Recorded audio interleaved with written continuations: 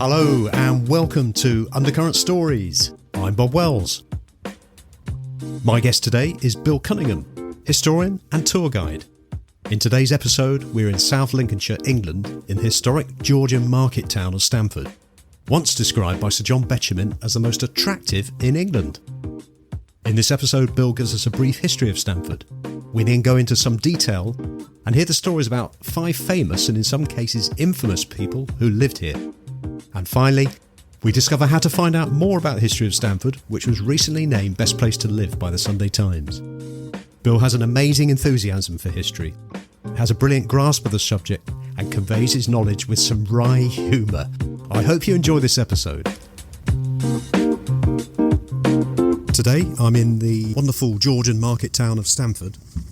It's about halfway between London and York, about 90 miles north of London. It's been used for things like films. Middlemarch was filmed here, the television series. It's got a population of about 20,000. And I've come to meet a close friend of mine who is a tour guide of Stamford. And so welcome to the show, Bill. Thank you very much, Bob. Tell us a bit about Stamford, Bill. Well, Stamford's been around for quite a few years.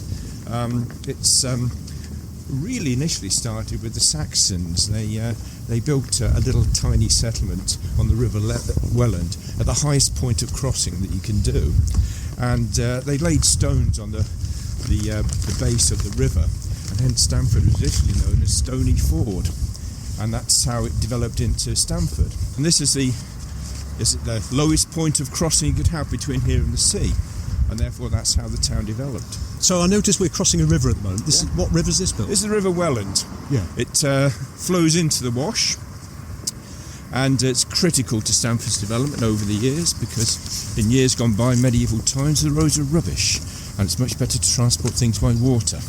And here they could, where we're standing now, if you want to have a quick look, if you look down the river here, you'll see lots of buildings to the right. Wow, yeah. When you get to the far end, you'll see an old Georgian building, and that's an old wharf, for loading cargo. And you'll still see the bits where they load the boats up in years gone by. So it's a beautiful day here, bit cold, bit blowy, and we just crossed the river. And there's some lovely Georgian houses made out of limestone, Bill? Yeah, limestone, yes. Limestone. Stamford is a stone town, probably one of the finest stone towns in England. It's built on a layer of Jurassic stone that runs from Dorset up to North Yorkshire, and hence it's up until recent times it's almost exclusively built in stone. Great. Well, what we're going to do today is there's a lot to learn about in Stamford, but I think one of the things we'll do today is we'll actually find out about some of the people who are associated or lived in Stamford. We're going to go to a grave first. Oh, that's a nice sobering thought, Bill. And we'll start off with a happy chappie called Daniel Lambert. And when we get there, I'll just run through that with you. So we're just coming up to talk about the famous Daniel Lambert. Before that, let's just find out a bit about you, Bill. What makes you so interested in Stamford and history and stuff like that? Essentially, I'm a retired businessman now, but all my life I had a passion for history. And now, as I've given up work, I'm fully exploring this passion. Yeah. I'm a guide at a local steady home called Grimsthorpe Castle, which is a wonderful, undiscovered, least well known of the great English stately homes. And now I'm also a guide at Stamford Town. We're known as the Mayor's Guide, and we launch in about a week or two's time. Oh, so it's a fairly new venture, set of guides, yes. Is it? But we don't know. But we're under the direction of Jill Collins, who's a blue badge guide, and she's been in the business for over 35 years. And it's been a great experience, learning and exploring about the history of Stamford. I knew a fair bit anyway, because I'm a bit of a history nerd. Yeah. And but now we're doing it properly. Excellent. So what we'll do later on in the show, we'll talk a bit more about how people can find out more about the Mayor's Guides. So how far are we now from Daniel Lambert? Going to turn left up this street here, and we'll be at the graveyard in a couple of minutes. Excellent. What sort of age are these buildings? The ones we're going past now are early 19th century. Yeah. They're actually the buildings of a brewery that was here, a malt house as well. You can tell these here used to brew the beer. It's interesting actually, because every time I come to Stamford, there's always sign of an old brewery somewhere. There must have been more than one or two breweries there. There were several, because Stamford was a stagecoaching town between, it's halfway between London and York, and the stagecoaches used to ply their trade here, which meant you had a large number of very thirsty travellers, and hence the breweries were developed. And there's only one left now. It's more like a showpiece brewery. But the inn that everybody's heard of, well, a lot of people have heard of, is of course the George. Of course, yes, very famous. Yeah, the George has been around a long time. It's been around close on 1,000 years. The current building is very early Georgian. But prior to that, during medieval times, it was a hostelry to accommodate the many pilgrims who come to Stamford. Because in the early medieval times, Stamford was a very serious town, with about over half a dozen monasteries and friaries and 14 parish churches. Therefore, you had a huge number of pilgrims come to visit the town. Yeah. And the George helped accommodate them. Okay. So, George is a more recent name for it. Yeah. So we're just coming up to a cemetery now, and Daniel Lambert. Here we've got a sign here. Daniel Lambert lies buried in his old churchyard of St Martin's. Yes, we've just crossed the river, so we're in the. They call it St Martin's without. So it's separated. The north of the river used to be the Danish time, the Viking settlement. Yeah. South of the river was a Saxon settlement. So we're currently in the Saxon part, yeah, put up in 972 by King Edgar. Daniel Lambert was not a local man. He was actually from Leicester, and he was the son of the jailer of Leicester's jail. And he came to Stamford in 1809, and he had the misfortune to die here in one of the local inns. What it was, Daniel Lambert was famed because of the largest and fattest man in England.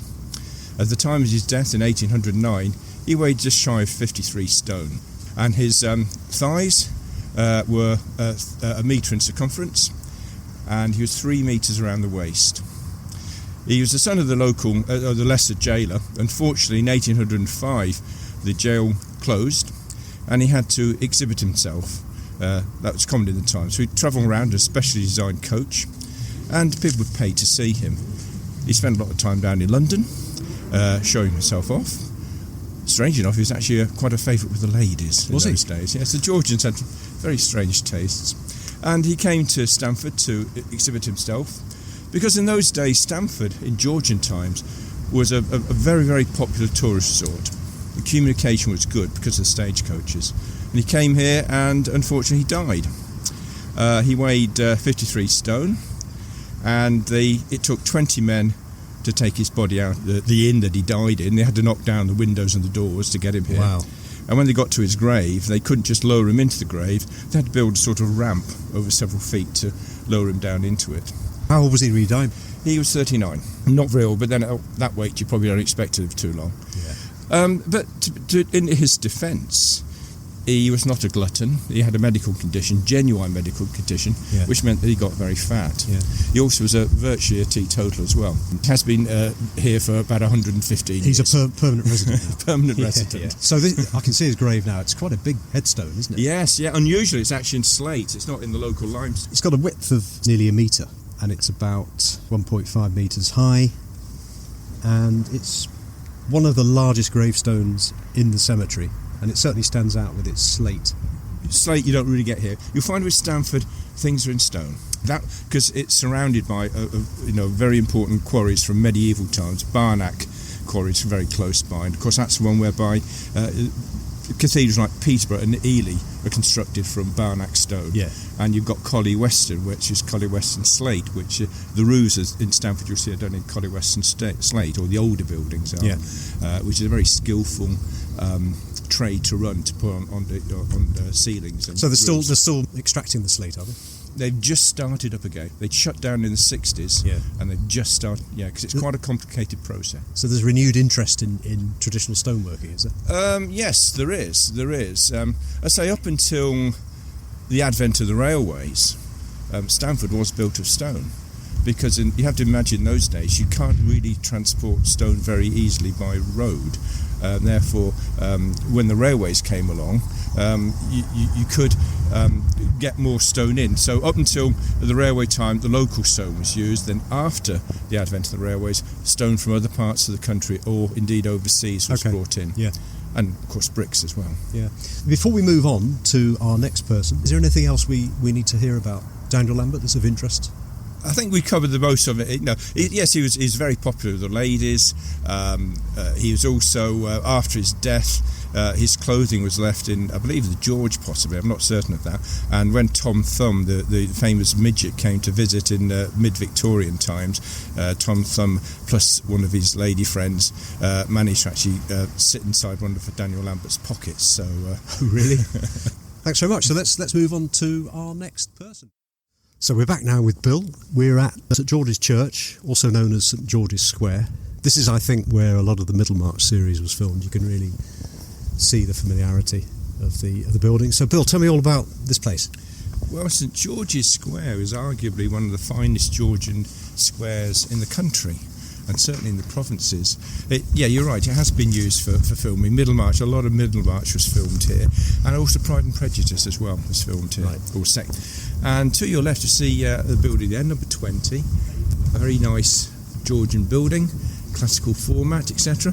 But one of its most significant residents, shall we say, lived here in the 1920s. He was a chap who was called Arnold Leese. Arnold Leese, yes. He was, oddly enough, actually a camel vet. And he was an extremely... Sorry, can you say that again? A camel vet. A camel as vet. As in the creatures with humps. And he was... They actually had guys that were specifically involved looking after camels. So you got to remember, right, days of the British Empire, we had India, we had all that, and he was a camel vet. He did time with the army. In fact, they even have a camel's tick disease named after him as well. So he was well renowned, but he moved to Stamford in the 1920s, and he's a chap who was a teetotal, vegetarian, animal lover, which was probably suitable for his other great hero, Adolf Hitler, who was also another great humanitarian, teetotal animal lover. Because Arnold Leese was one of the first original members of the British Fascist Party. Was he? Run by Oswald Mosley. Right, yeah. Yes, he... so we're talking, what, 1920s, 1930s? 1924 he came. 1924, yeah. And he was a great fan of Mussolini as well. Yeah, one of the... he actually claimed that Stamford were the first ones to introduce the black shirts for the British Fascist Party. Yeah. And he was very, very extreme indeed, extremely anti-Semitic. And he actually found the Oswald Moses British Fascist Party a bit too moderate. In fact, his description of them, they were conservative with knobs on. So he found it, not quite to his taste. So he ended up leaving Oswald Moses' party and forming his own Imperial British Fascist Party. But in the end, he found Stamford a bit too quaint and mild for him. So he moved to the revolutionary town of Guildford and carried on from there. He was unrepentant. He was unrepentant with regard to Hitler. He was arrested in 1940 because he was obviously being a bit of a subversive. Yeah. He wasn't going to be arrested, but when he started kicking the policeman who came to visit him, he wasn't arrested and interned. And he died in the 1950s. And oddly enough, in 1960, when the British National Party put up their new headquarters, they named it after himself, the Arnold Leese building. So that was him. Also, Stamford has a bit more significance because Stamford is the only town or only place in England to elect members of the British Fascist Party to local office. They elected them, two of them, as councillors. And not only did they elect them once, they elected them twice. Now, whether that is something for Stamford to boast about, I'm not really too sure. It's probably part of Stamford's history that they prefer to forget. We'll call that the hidden or secret history, shall we say. Yes. But probably not the finest of characters for the town to boast. No, but he came to live here in the 1920s and left to go to the hot spot that is Guildford. Guildford, okay. So we're just coming up a cobbled street called Barn Hill.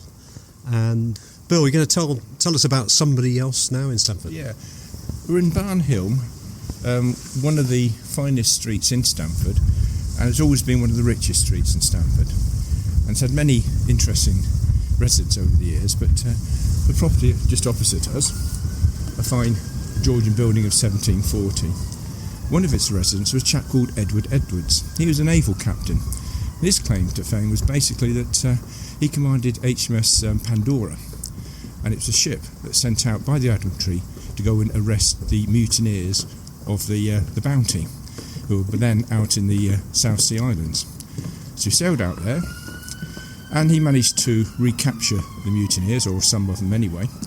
And also, when the bounty mutiny occurred, there weren't enough room in the boat that Captain Bligh went on for all the loyal sailors. So he also arrested some of the loyal sailors who were also in the South Sea Islands and put them into prison along with the mutineers.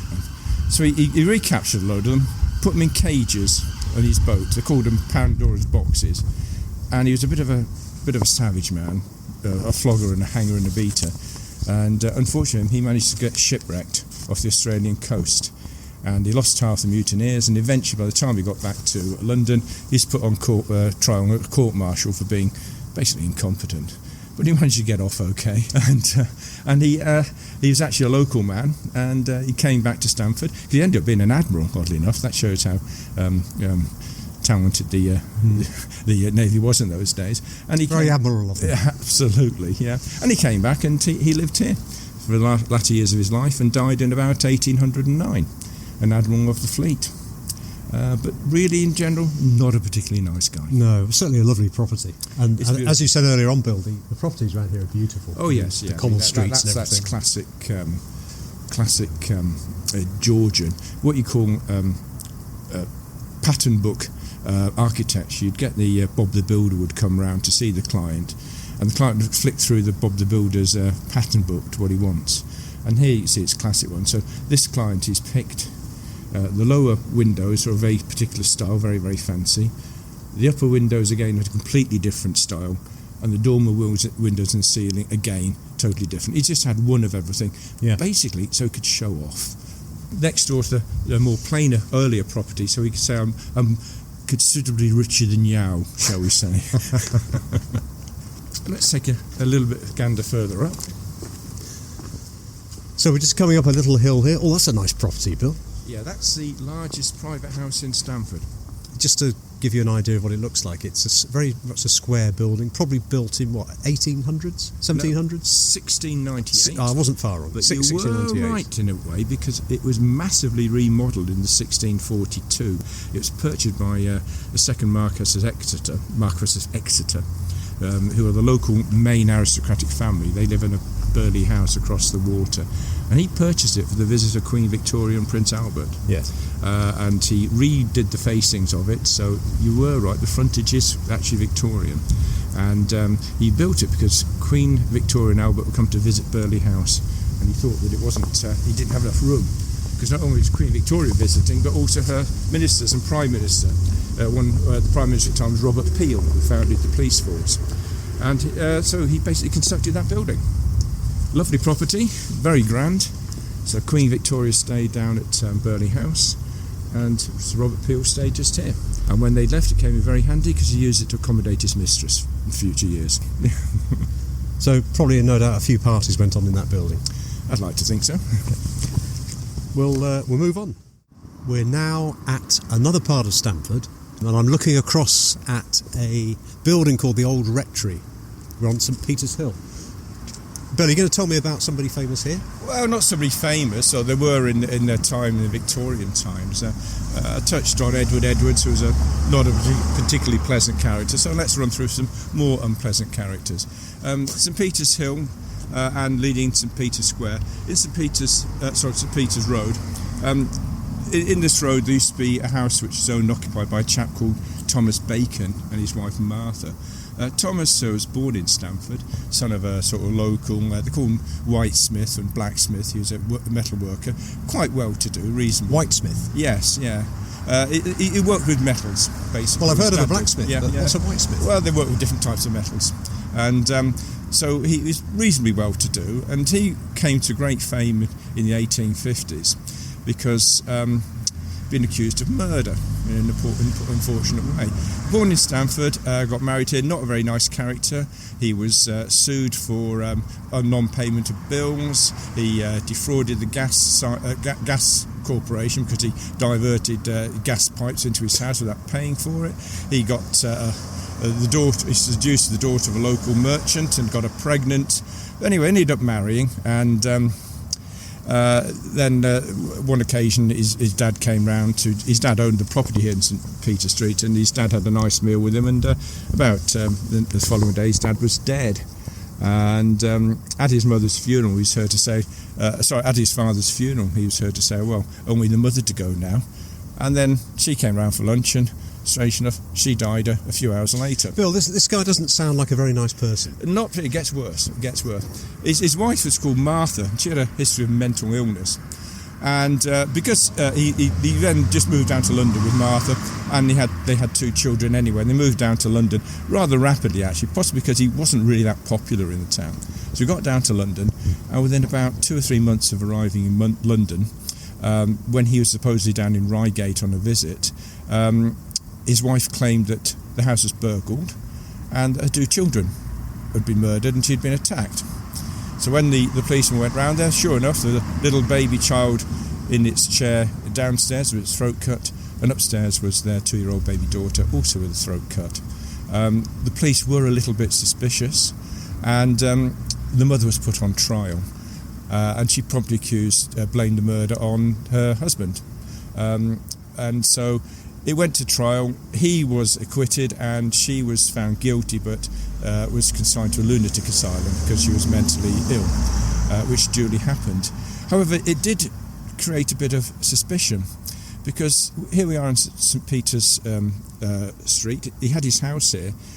His business wasn't doing very well, and his house had burnt down. Strange enough, burnt down, and the insurance had to pay out after a legal battle. So this property over here, this is what was built over where his old house was? Yeah, on this street was his. And what year house. Are we talking? His father died in 1854. Yeah. After having lunch with him. His mother died in 1855 after having lunch with him. He moved down to London not long after the mother's death. The house burnt down in 1855, and they just went down to London. Right.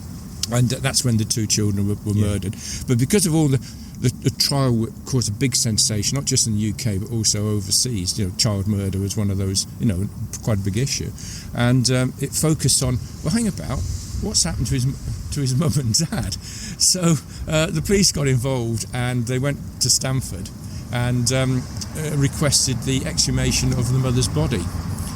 And after a bit of a legal wrangle, because the authorities didn't want to do it in case they found out they'd made a mistake, they did exhume the body, and after post-mortem it's found it contained arsenic. So it was in fact murder, and it was traced that he in fact bought arsenic from a local chemist shop in Red Lion Square in Stamford shortly before his mother's death. A very sad story. Very sad, yeah. And one neighbour saw him when his mother was ill, and the first time round, when she'd had the meal, she was ill, then had a bit of a recovery, so he went round to visit her with a bottle of medicine, which he gave to her, and then she died not long afterwards.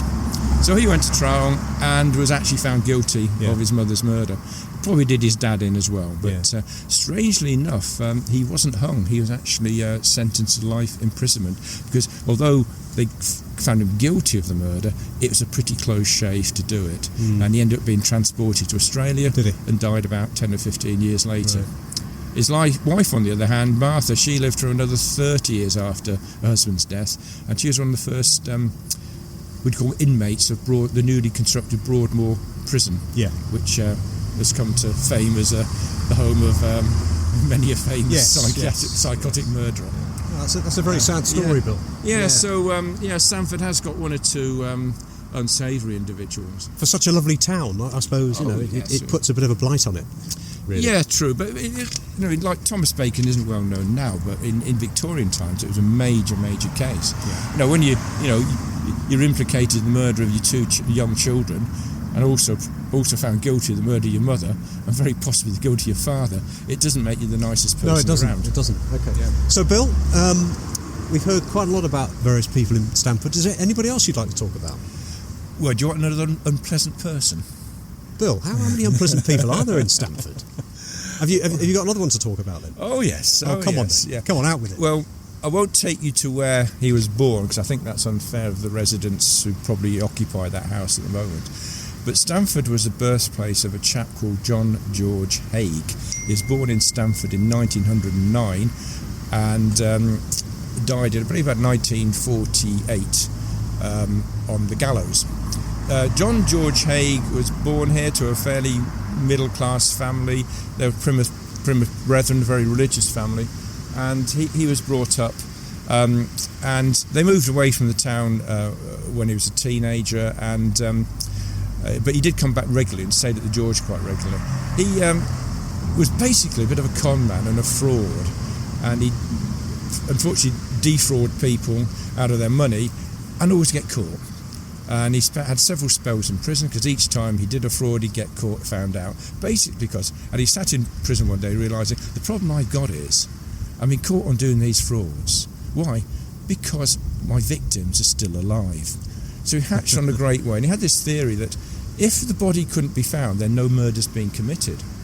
So when he came out of prison, he did a few experiments involving acid, and so then he decided to defraud one of his friends and the parents of some money. He did that, and he invited his friend round to his house, and this was in London at this point in time, not Stamford or Haigh. He moved down to London, and he invited his friend round to his house, and he murdered him. And the method he got to dispose of the body was very simple. He had 40-gallon tanks of sulfuric acid, and he put the body into the tank of sulfuric acid, leave it there for about a fortnight, and at the end of the fortnight he would literally pour the sludge down the drains that he had in his specially adapted garage. And he did that on several occasions, and he defraud someone, claim the rights to their property or whatever, and get rid of the bodies after he'd murdered them. Unfortunately, he came to his comeuppance when he moved house. When you say unfortunately, fortunately for the rest of the people living near him. Yeah, he moved house, and he didn't have the same drainage system. No. And he murdered a mature elderly lady who he'd befriended, and he defrauded her and murdered her. But suspicion started to be aroused, because it'd been noticed that he'd been known to her, and she was a resident in a local hotel, and the police got suspicious, so they decided to search his house. But because he hadn't had the drainage system in, he'd actually just poured the sludge in the back garden, and the police managed to extract from the remainder of the sludge her dentures, which the acid would not dissolve. Yeah. And then they also traced it back, and he was put on trial, and his defence was a couple of features. A, there's no body, therefore I can't be found guilty of these murders. Also came various things like he was a vampire. He was a bit of a loose character, but anyway, he was found guilty, and the due process of the law proceeded, and he was hung. And so he is now known as John George Haigh, the acid bath murderer. But I have to stress, he may have been born in Stamford, but he did his murders in London. Well, I should hope so too. Because you don't want to go down that there. No. So we've had quite a few stories about various people, various famous people that have been associated with Stamford, which has been great. We've ended really on two characters that probably we don't want to know a lot more about. Is there anybody else that you'd like to talk about that we can leave on a more positive note, that somebody perhaps who's been famous in Stamford? The most famous person that people would perhaps know would be Malcolm Sargent, the famous orchestra conductor. He was born and bred in Stamford. He lived in Stamford. He was he learned. His father was an organ player, and he also himself learned to be an organ player at one of the parish churches of St John's. And he was a nice chap. Became very famous, and he didn't kill anybody. He didn't flog anybody, and he ended up being a Knight of the Realm. He died in the late 1960s. This was his hometown. Yeah. He lived here. Obviously, made his fame when he moved down south to that there London. But the sound is still very proud of him. Yeah. Local schools named after him, and they have various concerts to do with him. And we can end on a bit of a higher note with regard to self. Bill, it's been fantastic talking to you, hearing about all these characters in Stamford. So thank you ever so much for your time. Before you go, where can people hear more about you and what you're doing? Basically, I do guided tours to Stamford, known as the Mayor's Guides, and we start at the Town Hall steps, and we do that about 4 days a week. And if you search on our website, www.thestamfordtowntourguides.co.uk, and you're able to find out a bit more. We can put that in the show notes after the program. Yeah. Are you on other things like Facebook, Instagram, that sort of thing as well? I'm a bit of a nerd, a bit of a dinosaur when it comes down to technology. Yes, I am on Facebook, but not in an official, just as an individual. Well, like I say, all that stuff we can put on. Anything else you want to say about the Mayor's Guides? if you want a nice tour of Stamford, I won't go into the things what we just discussed. I don't make it gloomy about that. But there we'll talk about the buildings, the architect, and the history. Sounds fantastic. It's I don't go into John Georgian. No. That's really not the thing to do with a tour of people. Once again, Bill, thanks ever so much for your time, and we'll speak soon. Thank you.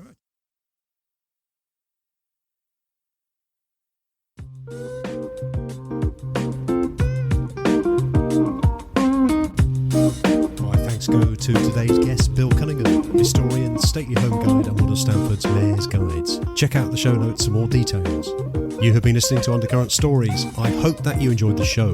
Please subscribe to the show for future episodes, and if you like what you heard, please rate and leave a review. Until next time, this is Bob Wells, wishing you all the very best.